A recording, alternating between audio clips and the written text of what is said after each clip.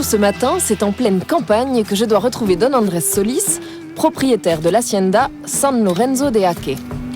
Don Andrés est l'un des derniers producteurs de Heineken, ou Sisal, la plante du Yucatan. Comment ça se passe? Ils sont en train de couper l'Heineken. On dirait un peu un cactus. Ou de l'aloe vera, mais en plus grand. Non, c'est un agave. De la même famille de l'agave de la tequila. La tequila, la boisson? Oui, la boisson. La tequila vient de cette plante? Oui, mais d'une autre plante cousine de la famille des agaves. Cette plante a une grande histoire ici, dans le Yucatan. C'est une plante maya, appelée ki. Les Mayas extrayaient la fibre en les raclant avec des pierres. Et comment utilisaient-ils cette fibre? Ils en faisaient des cordes pour hisser les pierres, pour édifier leurs temples ou monter l'eau des puits. Cette plante, c'est la notoriété du Yucatan dans le monde entier. De 1880 à 1920, le Yucatan était le fournisseur de fibres pour la fabrication de cordes, fils et cordages du monde entier. C'était l'or vert. L'or vert du Yucatan. Non, c'est facile. C'est très difficile. Il faut de la force. J'y arrive pas. Attends. Il faut y aller mollo mollo. Hein. Oh, tiens. C'est muy difficile. Je jure que j'ai donné toute ma force. Ah.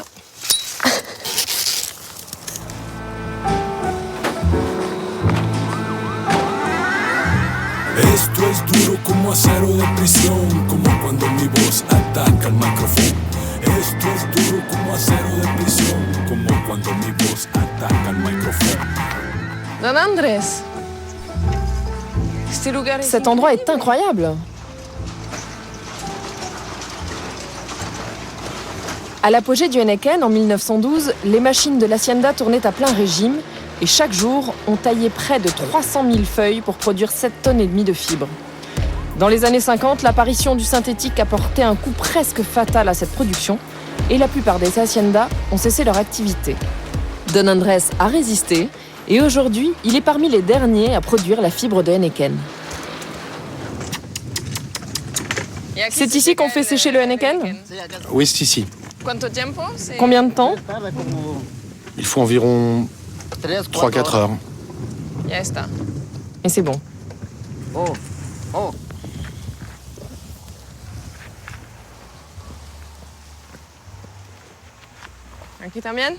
Je pose ça ici?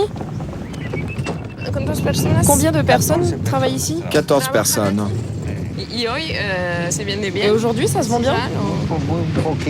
Pas vraiment, le marché s'est considérablement réduit. Mais pour le café, par exemple, on doit le mettre dans des sacs de fibres naturelles. C'est la norme imposée par l'Organisation mondiale du café. Moi, je produis du fil pour coudre les sacs.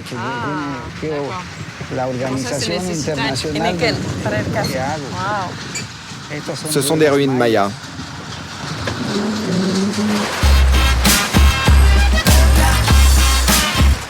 Après le séchage, direction la corderie. Dans un vacarme de tous les diables, on peigne progressivement les fibres qui se transforment en bonnes vieilles cordes ou ficelles.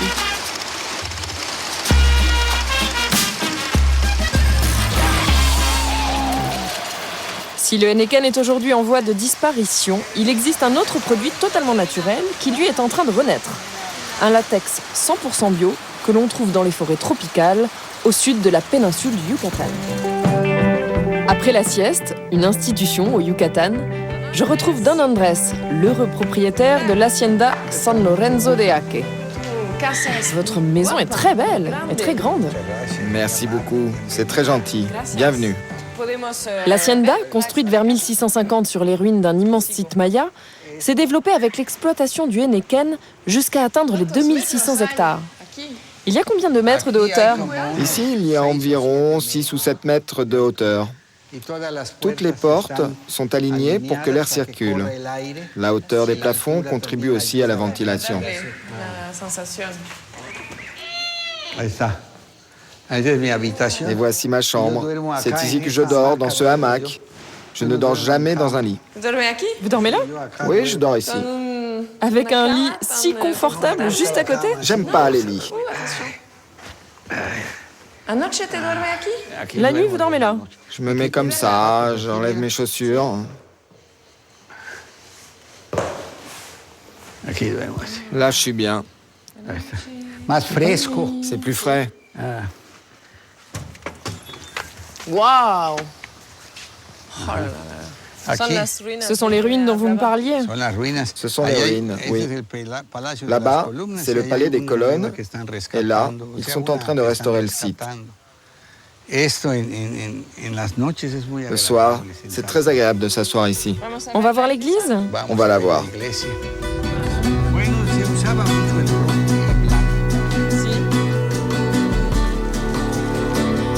Aujourd'hui, le principal défi de Don Andrés, c'est de maintenir l'activité de l'Hacienda San Lorenzo de Aque et surtout de résister aux grands groupes financiers qui rachètent systématiquement les haciendas pour les transformer en hôtels de grand luxe.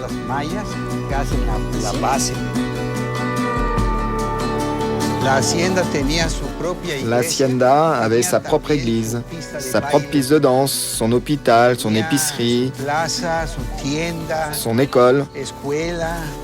C'était comme un petit village. Exactement, comme un petit village.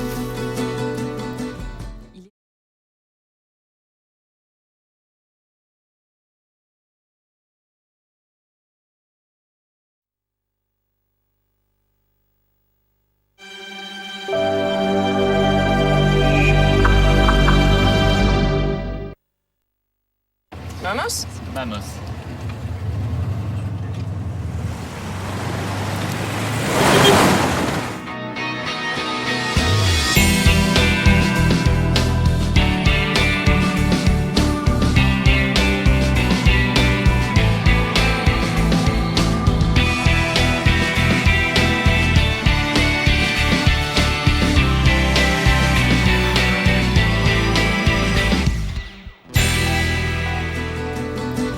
Il est temps de quitter le petit paradis de Don Andrés pour le Guatemala, autre territoire maya, où nous allons rencontrer le très original créateur des bici maquinas.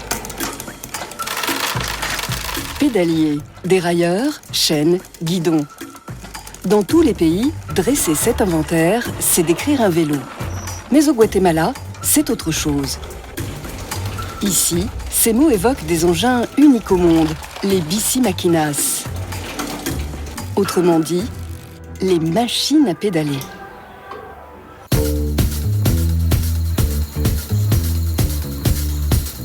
C'est sous le regard des plus beaux volcans du pays, à une 50aine de kilomètres de la capitale, que nous nous rendons pour les découvrir. Mais pour cela, il nous faut un guide. Le voilà justement, César Molina, le génial inventeur de ces fabuleuses machines. S'il a quitté son atelier, c'est qu'aujourd'hui, c'est la journée de révision. Cet engin fonctionne depuis 4 ans. On l'appelle la bici pompe à eau. C'est le modèle préféré de César. Le dérailleur est en bon état? Je ne sais pas, il faut regarder.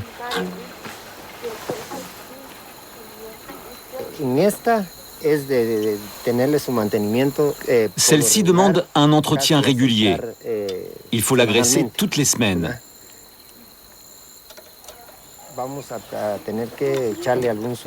Il va peut-être falloir mettre un produit pour protéger le disque, pour éviter que ça rouille avec l'eau. Avant, on faisait ça à la main, avec une corde et un seau, directement au puits. C'était beaucoup plus dur.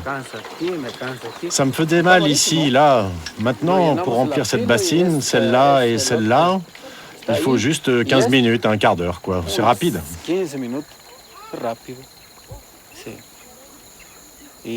Ça me rend bien service. Ça me change la vie même. C'est une belle idée.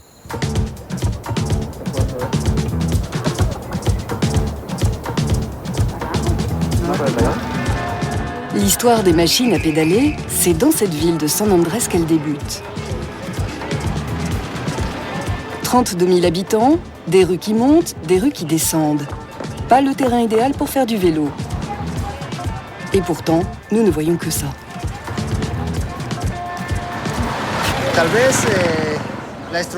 Peut-être que notre commune est plus faite pour les véhicules motorisés. Mais le moyen le plus accessible pour les gens qui sont pauvres, ça reste le vélo. La première fois que j'ai vu un vélo, j'avais 14 ans. Et c'est à 35 ans que j'en ai eu un à moi. Maintenant que j'ai l'opportunité de travailler avec les vélos et de les réparer, j'aimerais que tous les enfants, que tous les jeunes en possèdent un.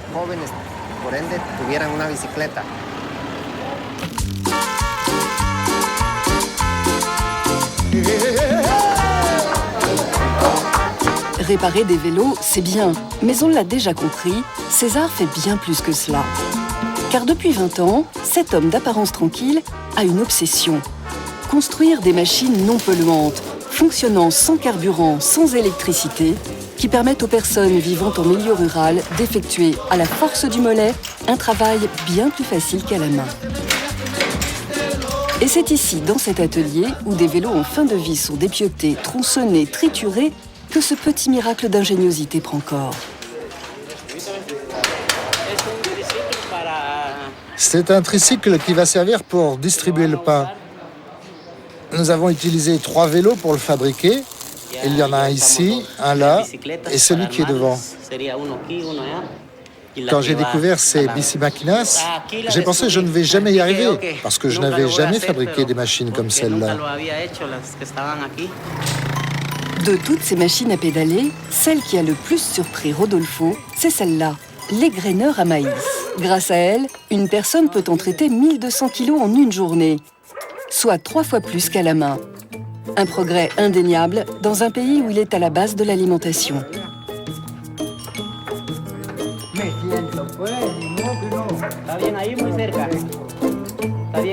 Mettez-vous bien au fond.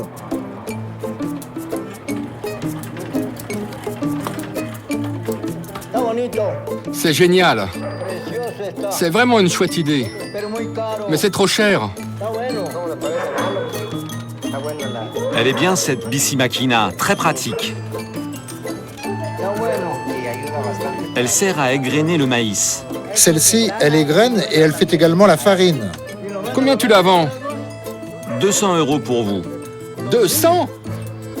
Allez-y, pédalez. Enlevez votre main. C'est ici que vous changez les vitesses.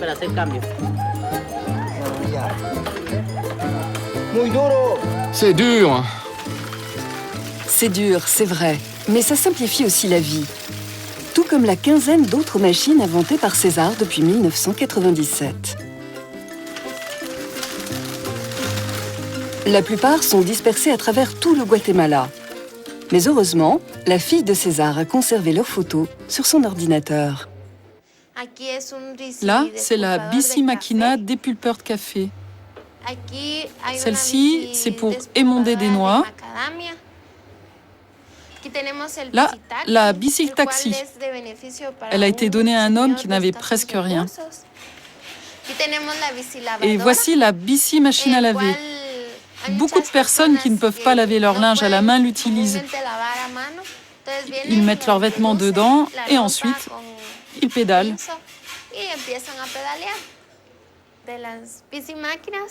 À la maison, on parle pratiquement tout le temps des bici maquinas.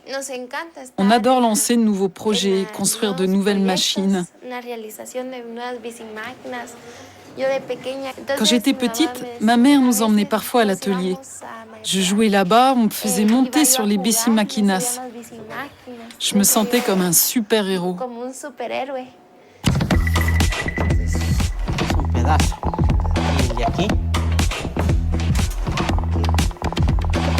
Tous ces vélos entassés là sont des dons d'ONG nord-américaines.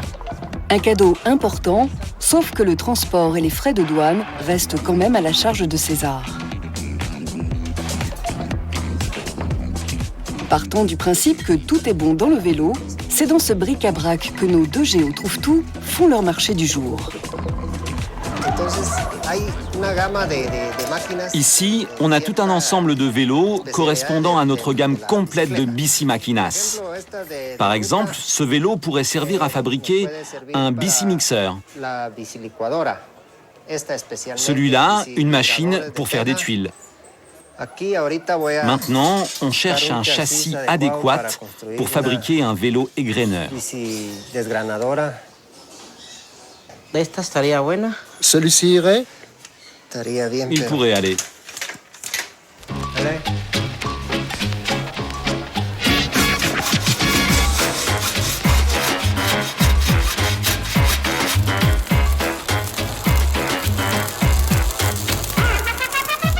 La fabrication d'un bici égreneur, c'est une journée de travail.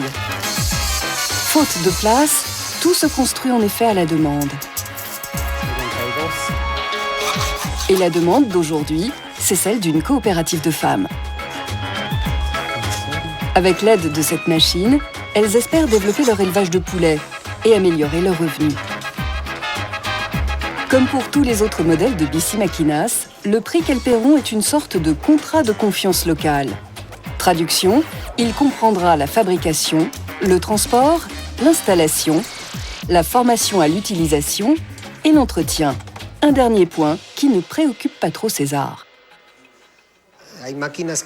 Il y a des machines que nous avons livrées il y a 10 ans et qui fonctionnent toujours.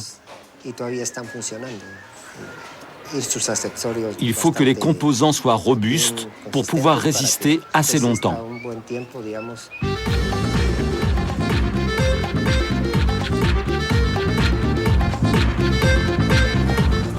Et c'est l'heure de la livraison. Nous partons avec César et Rodolfo dans la région de San Martín, à une 50aine de kilomètres.